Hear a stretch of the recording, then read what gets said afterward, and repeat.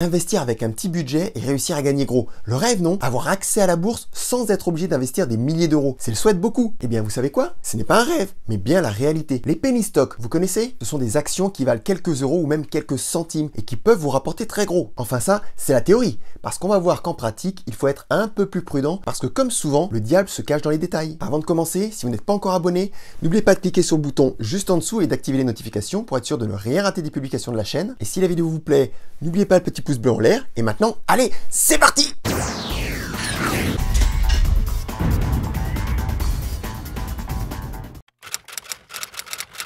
Alors, penny stock, ça vient d'Angleterre, où le penny est l'équivalent de notre centime. Donc, penny stock, ça veut dire littéralement les actions qui valent quelques centimes. Dans la réalité, les penny stocks recouvrent un panel mal défini d'actions. Certaines définitions incluent toute action de moins de 1 dollar ou 1 euro. D'autres considèrent que la faible capitalisation boursière est un meilleur indicateur que le cours réel de l'action. La SEC, la Securities and Exchange Commission, autrement dit le gendarme de la bourse américaine, l'équivalent de notre AMF, considère quant à elle qu'un penny stock est une action qui cote moins de 5 dollars. Au final, et pour faire simple, les penny stocks sont des actions dont le cours est très bas. Bien que quelques-uns puissent être cotés à la bourse de New York ou au Nasdaq, la plupart des penny stocks sont négociés par le biais de transactions de gré à gré ou OTC pour Over the Counter ou sur le système électronique OTCBB pour OTC Bulletin Board. Comme on va le voir plus tard dans la vidéo, les penny stocks sont souvent des entreprises en difficulté dont la capitalisation boursière est très faible et qui, comme on vient de le dire, ne sont pas cotés sur les principales places boursières. Et pour ne rien arranger, les penny stocks sont très souvent sujets à une forte volatilité et à la fraude. On voit tout ça tout de suite. Alors on va commencer par parler des avantages, parce que tout n'est pas noir avec les penny stocks. Et il y a 4 principaux avantages à investir dans les penny stocks. Bon, c'est évident, le premier avantage des penny stocks, et comme leur nom l'indique, c'est leur prix qui est ultra bas. Du coup, pour ceux qui veulent investir en bourse et ne peuvent pas se permettre d'acheter du Nvidia à 900 dollars ou du Hermès à 2400 euros, les penny stocks représentent un réel intérêt. Également, dans une optique de diversification du portefeuille, avec un petit budget, l'utilisation de penny stocks peut être une bonne idée. Ainsi, vous serez exposé à plusieurs secteurs sans pour autant devoir investir un gros capital à chaque fois. L'un des attraits majeurs des penny stocks, c'est la possibilité de réaliser de gros gains très rapidement. Et oui, sur des actions qui valent quelques centimes ou quelques euros, la moindre variation peut se traduire par un gain de plus 50% ou plus 100%. Imaginez une action qui cote 0,5 euros. Si le cours augmente de 0,5 euros, ce qui est une très faible augmentation, et bien vous avez fait 100%. Si vous avez mis 1000 euros sur cette action, vous avez maintenant 2000 euros. Vous avez fait x2. Pas mal, non? Et en plus, ça peut se faire très rapidement. Et c'est clair que la majorité de ceux qui investissent dans les penny stocks n'ont pas vraiment une stratégie buy and hold de long terme. Leur but est de générer de gros rendements en peu de temps grâce à l'extrême volatilité des penny stocks. Les penny stocks sont parfois de petites sociétés récentes qui ont donc un potentiel de croissance. Investir dans ces boîtes très tôt, avant que tout le monde ne se jette dessus, ça peut vous permettre de faire partie pleinement de l'aventure et du développement de la boîte. Et surtout, ça peut vous rapporter gros, très gros. Imaginez que vous ayez investi dans Amazon 2 ans après son introduction en bourse, quand le cours valait 36 cents. Vous auriez multiplié votre investissement par plus de 500. Autrement dit, si vous aviez acheté pour 1000 euros d'actions Amazon en 2001, vous auriez aujourd'hui un portefeuille de 513 000 euros. Pas mal, non?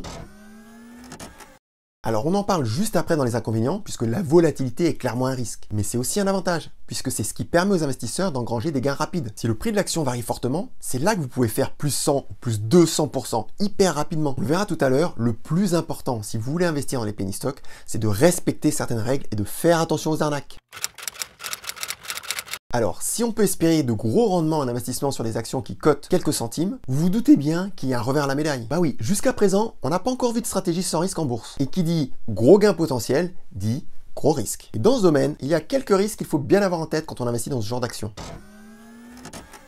Alors bien sûr, comme on l'a dit, l'extrême volatilité est ce que viennent chercher les traders sur ces titres, puisque c'est ça qui va potentiellement permettre de faire plus 100 ou plus 200%. Sauf que ça veut aussi dire que vous pouvez faire moins 50% ou moins 80% en une journée. Du coup, vous devez avoir l'estomac bien accroché et des nerfs d'acier pour choisir d'investir dans ce genre d'action. Et ce n'est pas non plus un investissement swan, sleep well at night. Clairement, il faudra surveiller vos positions minute par minute pour prendre les décisions au bon moment.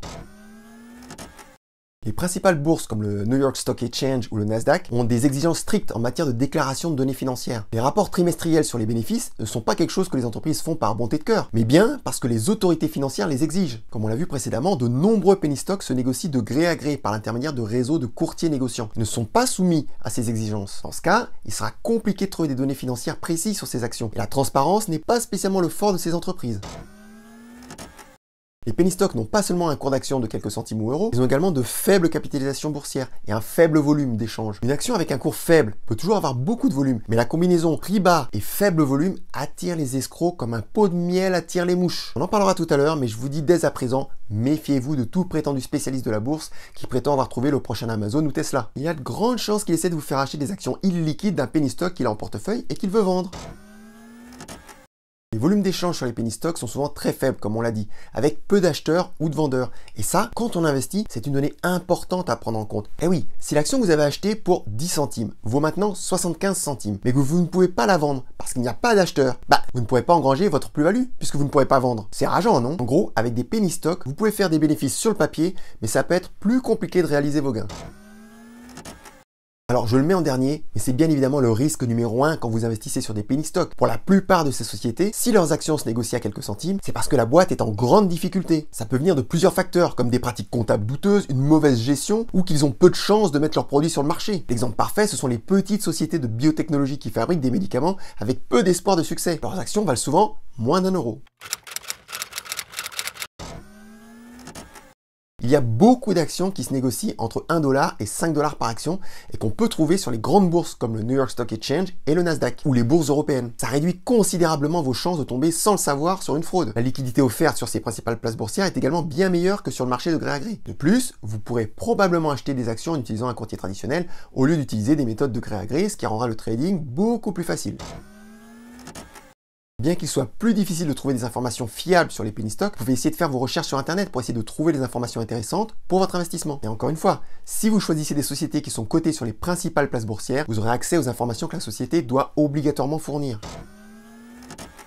Parmi les penny stocks, on peut trouver des actions d'anges déchus. Autrement dit, des actions qui performaient fort, mais qui sont tombées en disgrâce. Ça peut être des actions qui se trouvent dans des secteurs qui fonctionnaient bien, mais qui connaissent des ralentissements cycliques. Et ça peut aussi être des sociétés qui ont connu des problèmes de gestion ou qui ont été dépassées par la concurrence. Si vous envisagez d'investir dans des penny stocks, recherchez des plateformes qui vous permettent de le faire sans frais ni commissions élevées. En raison des bas prix des penny stocks, si vous ne faites pas attention, vous pourriez vous retrouver à payer plus de frais que ce que vous pourriez gagner en investissant. Lorsqu'un titre est coté sur le Nasdaq et que vous voyez apparaître un suffixe Q à la fin du symbole boursier de 4 lettres, vous pouvez passer votre chemin parce que ça veut dire que l'entreprise est en faillite. Donc si vous achetez des penny stocks cotés au Nasdaq, évitez les actions Q. Il est rare qu'un penny stock soit un investissement de long terme. Si vous réalisez un gain important sur une courte période, ça peut être une bonne idée de prendre vos bénéfices maintenant plutôt que d'attendre des bénéfices plus importants qui ne se matérialiseront peut-être jamais. Les penny stocks, du fait de leur faible valeur, sont un terreau très favorable aux arnaques en tout genre. Les fraudeurs utilisent plein de tactiques différentes pour manipuler les cours et arnaquer les acheteurs naïfs qui ne connaissent pas bien le monde de l'investissement. Cette fraude est un grand classique qui a été raconté par Hollywood dans les films Le Loup de Wall Street et Boiler Room. Comment ça fonctionne? Eh bien c'est très simple. Les fraudeurs commencent par acheter des penny stocks. Ensuite, ils mènent une campagne de désinformation pour attirer les investisseurs naïfs en leur faisant miroiter des profits monstrueux. L'appât du gain fonctionne toujours et comme les investisseurs avides achètent, ça fait gonfler le prix de l'action. C'est la partie pump. Une fois que le prix a suffisamment augmenté, et je vous rappelle que les progressions peuvent être énormes, les escrocs vendent toutes leurs actions. C'est la partie dump. Cela fait s'effondrer le prix du penny stock qui vaut souvent beaucoup moins qu'au départ. Au résultat, les petits investisseurs qui pensaient avoir flairé une bonne affaire se retrouvent sur le carreau avec de grosses pertes parce que ils n'ont pas eu le temps de vendre quand le cours de l'action était monté. En plus, comme c'est l'appât du gain qui les a attirés et non une décision réfléchie, ils vont jamais vendre dès que l'action aura un peu augmenté. Ils vont rester investis en pensant avoir trouvé le filon pour faire la culbute. Au final, l'escroc s'en tire avec les poches pleines alors que les petits investisseurs bernés peuvent y laisser une grosse part de leur épargne. Méfiez-vous donc de toutes les vidéos ou newsletters qui vous promettent de faire des méga profits avec des actions totalement inconnues. Il y a une chance non négligeable que ce soit une arnaque pump and dump. L'objectif principal de tout investisseur dans les penny stocks est d'abord d'éviter les escroqueries, telles que le pump and dump. Et pour ça, il y a quelques règles à suivre. Plus l'entreprise fournit de renseignements, mieux c'est. Cela indique un plus grand niveau de transparence de l'entreprise. On l'a dit, les sociétés cotées sur les grandes places boursières doivent respecter certaines règles et publient donc des rapports détaillés sur leurs activités. Pour le gré à gré, c'est différent. Par exemple, l'OTC Markets Group divise ses titres en un marché à 3 niveaux. OTCQX, le niveau supérieur, OTCQB, le niveau intermédiaire, et OTC Pink, niveau inférieur. Ces catégories sont basées sur l'intégrité des activités d'une entreprise, son niveau de détail dans ses publications et son engagement envers les investisseurs. Les sociétés de penny stock ne fournissent généralement pas d'informations financières détaillées, mais cela ne nous empêche pas de vérifier le peu d'informations qu'elles publient. Regardez le bilan pour voir si l'entreprise a de la dette ou un passif important. Et regardez aussi si l'entreprise a du cash en stock. Si le compte de résultat montre une énorme croissance des revenus ces derniers temps, c'est un signe prometteur. Ça peut vouloir dire que l'entreprise pourrait bien voir son cours évoluer à la hausse dans le futur. Des écarts élevés entre le prix d'achat et le prix de vente sont généralement le signe d'une action très peu liquide. Les actions avec des spreads élevés peuvent être difficiles à vendre, en particulier dans des marchés baissiers. C'est une pratique courante des penny stocks mal gérés. Une société émet systématiquement de nouvelles actions puis effectue un reverse split pour faire remonter le cours de l'action. Il existe de nombreuses raisons légitimes d'émettre de nouvelles actions, mais les penny stocks qui émettent constamment de nouvelles actions sont probablement des sociétés mal gérées ou dont le business ne fonctionne pas et qui tentent de se financer sur le dos des actionnaires. Si vous tenez tout de même à investir sur des penny stocks, voici quelques noms que vous pouvez peut-être considérer. Attention, ce ne sont pas des recommandations, mais des entreprises que vous pouvez analyser pour voir si elles peuvent constituer une opportunité d'investissement. La société Standard Lithium, comme son nom l'indique, est une entreprise américaine spécialisée dans l'extraction et la production de lithium. Et le lithium, eh bien, c'est le composant essentiel des batteries lithium-ion que l'on trouve un peu partout, de votre smartphone aux voitures électriques de Tesla. En octobre 2023, la société a annoncé avoir extrait une saumure avec la plus haute teneur confirmée en lithium dans l'état du Texas. Là encore, à voir comment le marché des véhicules électriques évolue et si la technologie des batteries va rester à base de lithium, mais Standard Lithium peut clairement être une bonne option à analyser chez vous, tranquillement. Bitfarms est un mineur de bitcoins. Comme toutes les sociétés dans ce domaine, la santé de l'entreprise et ses revenus dépendent très fortement du cours du bitcoin. On est donc dans un domaine hautement spéculatif et risqué. Enfin, comme tout ce qui touche aux crypto. Le cours de l'action tourne autour des 1,80 $. La boîte génère du cash, ce qui est toujours bon signe. En 2023, le cash disponible tournait autour de 65 millions de dollars et les dettes étaient en forte diminution. Ça peut donc être une action à surveiller pour ceux qui veulent prendre des risques dans le milieu des cryptos. Blink Charging est une société qui produit, installe et gère des bornes de recharge électrique essentiellement aux États-Unis. Depuis 2021, le cours s'est effondré parce qu'il est passé de 53 $ à moins de 3 $. Alors est-ce que la boîte fait partie des Fallen Angels? Eh bien c'est possible. Disons que la société a sûrement été surévaluée pendant la frénésie de la transition énergétique en 2020-2021. Mais maintenant, entre inflation et ralentissement de la croissance, ce n'est plus la même musique. Du coup, c'est plutôt normal que ces sociétés du green soient redescendues de leur nuage. La question c'est, est-ce que ces entreprises vont avoir un nouveau souffle? De mon point de vue, cela dépend de deux critères. Tout d'abord, la santé financière de l'entreprise et sa bonne gestion. Ensuite, la reprise des investissements dans le domaine de la transition écologique. Et ça, ce n'est qu'une question de temps. Il suffit de regarder ce qui se passe autour de nous. Le problème du changement climatique et de son impact ne sont absolument pas réglés. Donc tôt ou tard, ce sujet va redevenir une priorité. Blink présente une bonne santé financière avec une marge brute de près de 30%. Ça peut donc être une option à regarder pour se positionner dans le domaine du green avant le redémarrage du secteur.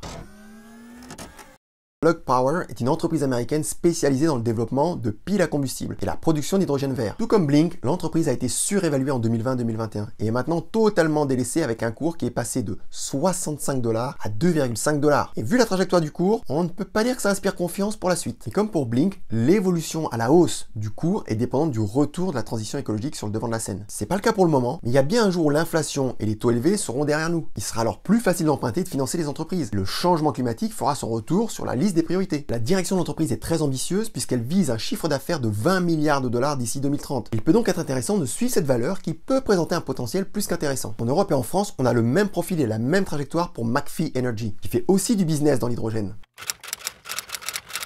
Si le gros intérêt que vous voyez dans les penny stocks, c'est qu'ils permettent d'investir avec un petit budget, alors j'ai une solution pour vous et bien moins risquée. Le nom de cette solution miracle, l'achat de fractions d'actions. Autrement dit, au lieu d'acheter une action entière qui peut coûter plusieurs centaines ou milliers d'euros, comme Hermès, qui cote près de 2500 €, vous pouvez acheter juste une partie de l'action qui correspond au budget que vous voulez allouer à cette position. Alors tous les courtiers ne vous permettent pas d'acheter des fractions d'actions, mais si vous voulez en tester un qui offre cette option, il y a Trade Republic. C'est un courtier ultra simple d'utilisation et avec des frais de courtage réduits à 1 € par ordre. Et si vous mettez en place un plan d'investissement programmé, vous pourrez même acheter des actions avec 0 € de frais. Pas mal, non? Et surtout, vous n'aurez pas besoin d'aller analyser des sociétés quasiment inconnues pour savoir si elles peuvent tenir la route. Vous pourrez investir sur les grands noms de l'économie comme Apple, Nvidia ou LVMH. Et ça, même si vous n'avez que 100 € à investir. C'est top, n'est-ce pas? Autre option, si vous avez un petit budget et que vous ne voulez pas faire de stock picking, c'est de passer par les ETF. Là, vous pouvez acheter des parts d'ETF selon le budget que vous avez pour investir et ça vous permet d'investir sur une multitude d'entreprises à la fois, sans vous prendre la tête. Si vous visez un ETF S&P, ça veut dire que vous investissez sur les 500 plus grosses entreprises US. On est loin des penny stocks. Et si votre attrait pour les penny stocks vient de la possibilité de faire des gros profits,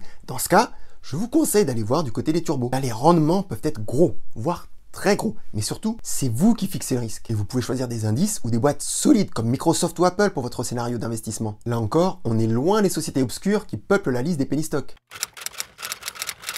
On l'a vu, les penny stocks peuvent offrir de grosses opportunités pour le petit investisseur, mais ils comportent aussi de nombreux risques, au premier rang desquels l'arnaque. Si vous voulez quand même vous aventurer dans ce domaine, retenez 3 points clés. Tout d'abord, faites vos propres recherches et ne dépensez pas plus que ce que vous pouvez vous permettre de perdre. Ensuite, soyez conscient qu'il y a des perspectives intéressantes, y compris des anges déchus et des nouveaux arrivants prometteurs. Enfin, gardez toujours à l'esprit que le marché des penny stocks regorge d'escroqueries. Ignorez le bruit et les conseils douteux et concentrez-vous sur vos propres recherches. Si cette vidéo vous a plu, n'hésitez pas à la partager. N'oubliez pas de liker et de vous abonner pour plus de contenu lié aux investissements. Et n'hésitez pas à laisser un commentaire. Quant à moi, je vous dis à très bientôt pour une nouvelle vidéo. Et surtout d'ici là, n'oubliez pas, le pouvoir au peuple et la finance aussi.